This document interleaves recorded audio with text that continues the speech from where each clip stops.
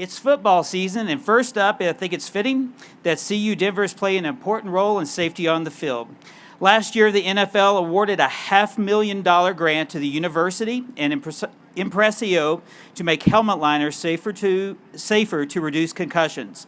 Joining us now are Chris Yakacki, professor in the Department of Mechanical Engineering in the College of Engineering, Design, and Computing, and co-founder of Impressio, and Trevor Young, a graduate student studying biomechanical engineering with an emphasis in additive manufacturing, orthopedic devices, and biomaterials. That sounds like some space-age stuff y'all are doing there.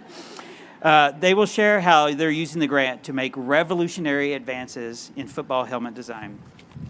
Everyone, thank you for being here. I'm Trevor Young. This is Dr. Chris Yakacki. Today we'd like to explain a little bit about the research that we do for the NFL here on campus. So this image you'll see here is of me, probably 11 or 12 years old, participating in my local youth football program. You can tell by the look on my face that I'm loving it. All jokes aside, I did love football. It was my favorite thing in the world growing up, and I always dreamed of getting the opportunity to play in college. And through some hard work and a little bit of luck, I secured myself the opportunity to play at the University of San Diego, where I played for my first 2 years of college. Unfortunately, at the end of my sophomore season, I sustained a string of injuries, culminating with a pretty bad concussion. Now, at the time, I didn't think much of it. Concussions happen all the time in football. It's just kind of the name of the game. And so I went about my day as usual. The following week, however, I was back in my dorm talking to my roommate, and I said something to the extent of, I'm glad that I've never had a serious head injury. And he looked at me like I was crazy and said, man, you don't remember last week you sat out the entire week because you had a concussion.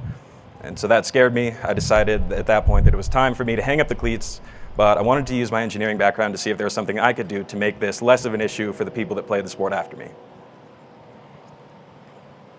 So fast forward a few years down the road, I had graduated undergrad, I was working at a job in LA, and on my lunch break, I was clicking around just reading some articles on the NFL website when I found one describing the work of some engineers here at CU Denver that were working specifically on football helmets. Now, with my background, that was obviously intriguing to me, so I decided that I would reach out to the man in charge, who was Dr. Yakacki, and see if there would be a way that I could get involved, even if it was just the smallest opportunity.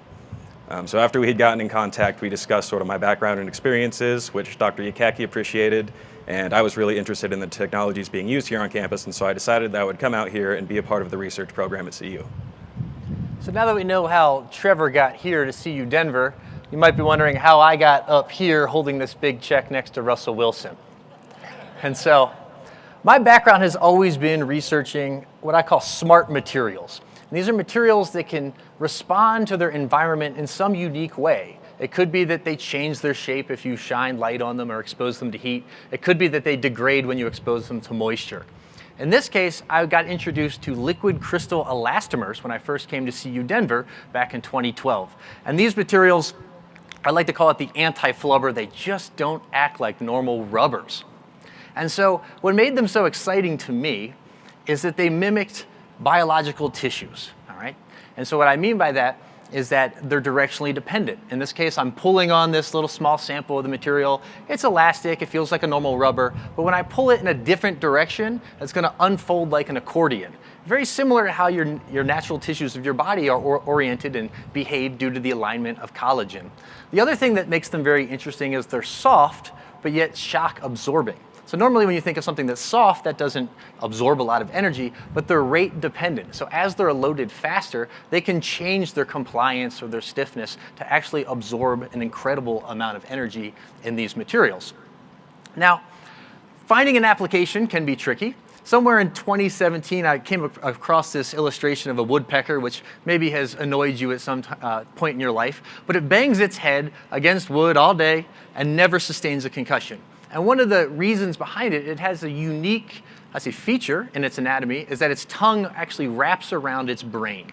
And the tongue is a very dynamic tissue. It can change its stiffness, it can be directionally dependent, it can actually be a shock absorber in this case. And so I'd like to say that it behaves a lot like our material, but in reality, the woodpecker came along before my material. So I should say we behaved a lot like this tissue in the brain. So we started to brainstorm, no pun intended, how we can use our materials to behave similar to this woodpecker tongue to reduce concussions. And so we came up with a pretty interesting platform. We use our material in a little bit of a cylindrical shape, or a pillared shape, if you will. And we don't need very much of it to absorb an incredible amount of energy. But then how do you put that into a system such as a helmet? So we combine that with advanced manufacturing techniques such as 3D printing. In this case, we can surround our material with a 3D printed lattice or architected structure. And in this case, it can hold those pillars in place, but it can do more than that. It can conform to your head, so you can now make a helmet that fits Trevor's head perfectly. We can now make a helmet that is extremely breathable. And on a day like today, you might start thinking, a breathable, cool helmet might sound like a good idea. One of the most preventable injuries in football is heat stroke. And so we put these together, and we can have this design platform to not only design liner systems for football helmets, but bicycle helmets, as there's a picture on the bottom left showing that, or even helmets for the military. So once we had a process in place to design, develop, and rapidly prototype our new pad designs, we needed a way to test them and compare their performance against other leading manufacturers to see if this was a viable solution. So what you'll see here is what we call our linear impactor on the left, which is a physical system created for conducting experiments on helmets of impact specifically, and it's capable of conducting these experiments at a variety of impact speeds and locations as specified by the NFL. Now, from these simulations, we're able to gather useful data on the acceleration of the head in these impacts, but unfortunately, that's not enough to paint the whole picture of what contributes to a concussion. So the research that we do here on campus, and what I do specifically, is called computational modeling.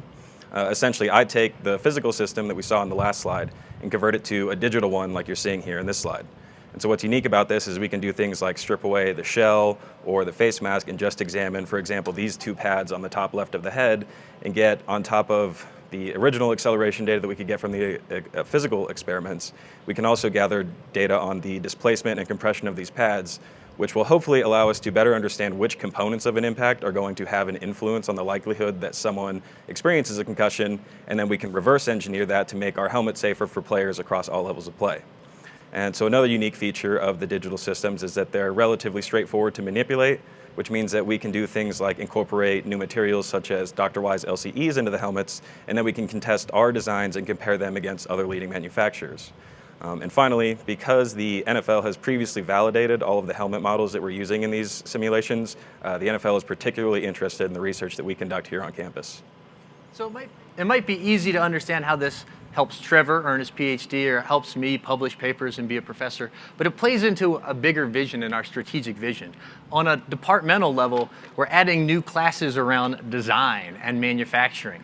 We have a master's track in mechanical engineering focused on biomechanics, and preventing a concussion, I don't think there's anything more biomechanics related than you can do.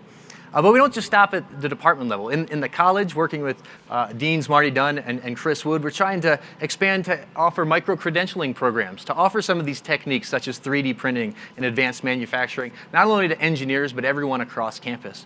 We're looking to try to build an additive manufacturing center that will support our research, it'll support our students, but also bring in industry stakeholders. But we don't even stop there. There's more. We can also, as innovators, become our own industry stakeholders. So I was lucky enough to form a startup company, Impressio, out of this, but I'm just one of our outstanding faculty in engineering doing so.